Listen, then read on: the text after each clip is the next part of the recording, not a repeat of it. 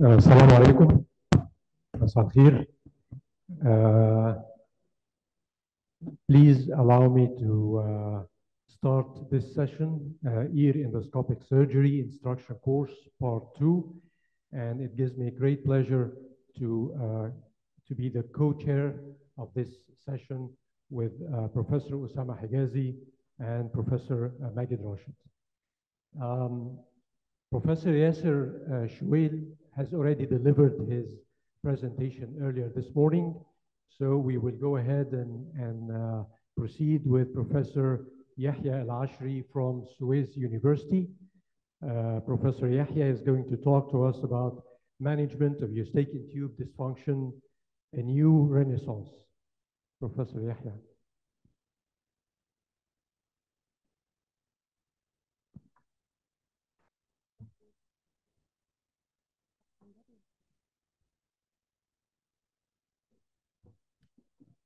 Thank you, Mr. Chairman. I'd like to thank the organizing committee for this kind invitation. And also I extend my thanks to Dr. Dennis Poe for his great mentorship for 2 years in Boston Children's Hospital. And we are going to talk about the eustachian tube, diagnosis of eustachian tube dysfunctions and new renaissance. First, as you see here, let's revise some concept about eustachian tube dysfunctions. Here is a longitudinal section, cadaveric dissection done by Dr. Poe from the nasopharyngeal opening here, and then the cartilaginous portion, the isthmus, which is the narrowest portion, and then bony eustachian tube to the middle ear. So we thought, as we see the eustachian tube dissections, it's a longitudinal, it's a straight canal. But actually, it's a S-curved canal that goes medially first, and then it goes laterally up to the middle ear. So this is a very important fact, because if you are going to dilate the eustachian tube, you should direct your catheter medially first, and then the balloon will go laterally after that. Another fact, we thought that the isthmus is the narrowest, which is the narrowest portion, where the most of the pathology lies. But after extensive work done by Professor Dennis, we know now that the cartilaginous portion where most of the pathology lies, which are dynamic valves that open and closes, allowing the passage of air and ventilation of the middle ear. Important fact also, the close proximity of the internal carotid artery to the bony isthmus, and this what led to a catastrophic live events when previous surgeon thought that the narrowest portion is the isthmus, and they tried to dilate and operate on this portion, leading to internal carotid rupture and catastrophic events. Here is a histological section done by Shocknet. As we can see here, this is the cartilaginous framework, and here at the floor lies the levator muscle, and anteriorly there is Ostman band of fat, and here is the tensor muscle. So to open this valve, you need to first medially rotate this the medial cartilaginous lamina using the levator, and then followed by the contraction of the tensor. So it is a 1-2 action. First, contraction of the levator, pushing the medial cartilaginous lamina medially, and then followed by the tensor, pushing, opening the valve and dilating the valve, then followed by the relaxation of the both muscles. And the endoscopic assessment of the eustachian tube is a new renaissance for eustachian tube dysfunction assessment. Here is the technique I use. First, you can use topical anesthetic and decongestant, flexible or rigid angled endoscopes, 45 or 30 degrees. And here, what we used to see using the zero endoscope, we don't see the lumen of the eustachian tube, which is the valve that open and close, and we can assess the eustachian tube dysfunction by looking at this valve during its action. Here is another view by the 45 degree. You can see here that the angled view give you a good look inside the Eustachian tube valve, where the anterior cushion meets the posterior cushion here. Then we ask the patient to say K, K, K, to isolate the contraction of the levator muscle first.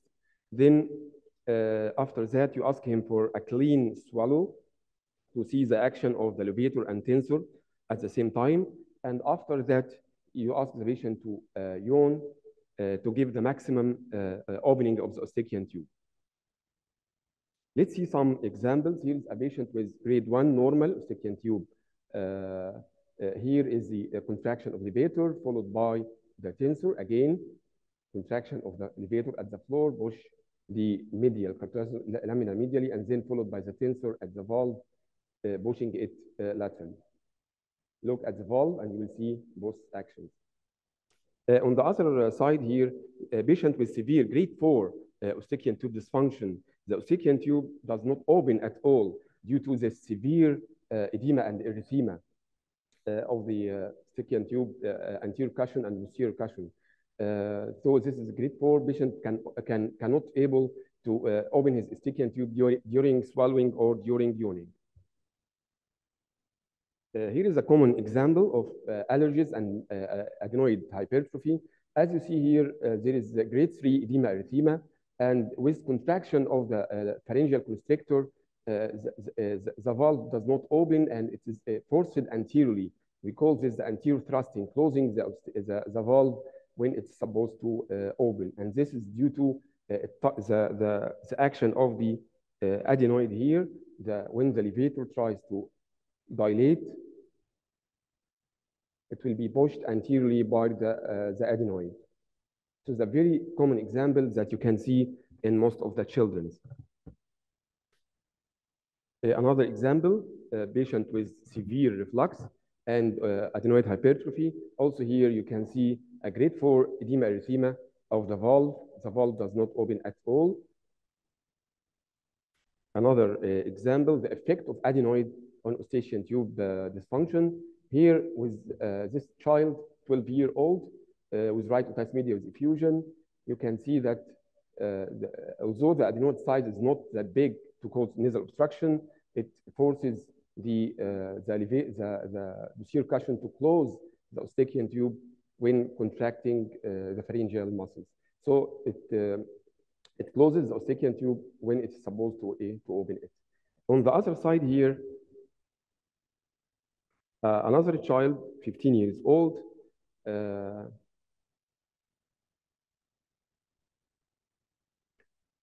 we see a very big adenoid touching the posterior cushion. And although it is touching the posterior cushion, it does not affect the function of the Eustachian tube because the curvature of the adenoid is accommodating for the torus. So it does not prevent or affect the contraction and the opening of the Eustachian tube valve. So it is not only the size of the Eustachian tube, but also the shape of the adenoid and the surrounding structures.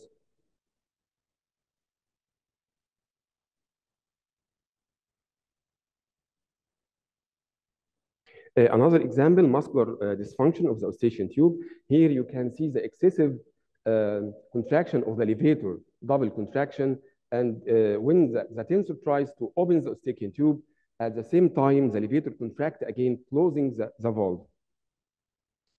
Another muscular dysfunction. Here is a paradoxical movement of the both muscles, closing the valve and contracting at the same time, not successive. And here is on the other side, the patulous Eustachian tube dysfunction. As you can see here, there is a persistent opening of the valve after relaxation, but you have to be sure that this defect continue along the longitudinal axis of the Eustachian tube. So after this journey, we saw that the Eustachian tube dysfunction may be dilatory dysfunction or patulous Eustachian tube dysfunction. The dilatory can be subdivided into obstructive, which is the most common form of eustachian tube dysfunction, about 92%, and most of the causes are mucosal inflammation due to allergy, rhinosinusitis, adenoiditis, reflux. There is a few cases of dynamic dysfunction due to tensor and elevator dysfunction, hypo, or dyskinesia, or discoordination between the both muscles. And here is what I do at my eustachian tube clinic.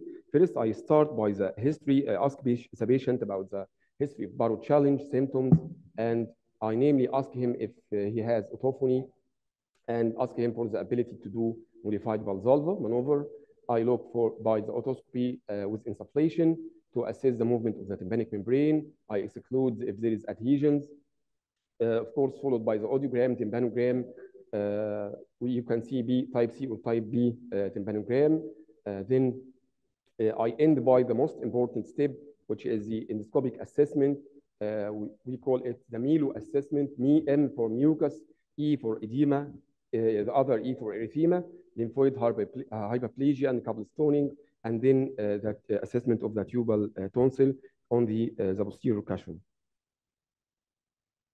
And there is a validated score of eustachian tube dysfunction due to, according to this mucosal inflammation score. First, grade 1 is normal, is the eustachian tube open and closes freely with swallowing and yawning.